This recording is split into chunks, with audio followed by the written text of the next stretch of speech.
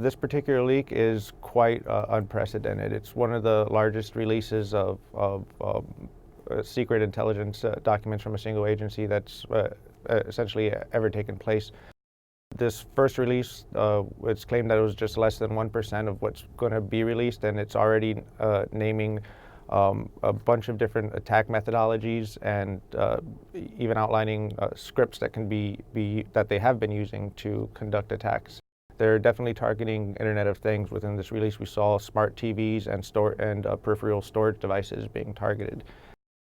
With a lot of these devices, it's oftentimes left up to the user to implement them in a secure way. So perhaps one of the best ways to help aid this along is to make proper configuration and information available to the consumer. Essentially becoming familiar with all the ins and outs of the hardware that you're deploying into your home.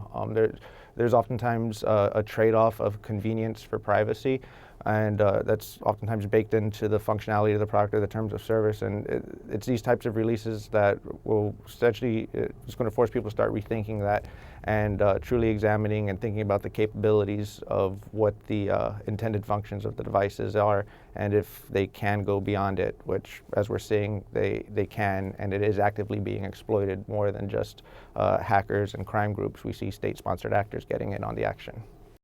We're finding the larger the company, the larger their attack surface, and there's more ways to get in, and there's more people looking at them to attack them in some way, whether it's attacking the network, attacking their products, attacking their customers.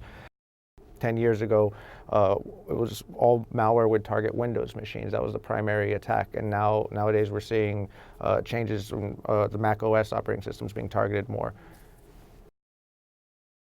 Putting the onus of security on the manufacturer, it goes a long way to prevent out-of-the-box problems, but at the end of the day, it's the users who might either disable those functions that are put into place, or just might implement them wrong. So regulation would go. It would assist with out-of-the-box configurations and how things are coming out of the factories, but without the user truly understanding the full functionality of the devices they're using, the issues we're seeing will continue to be a problem.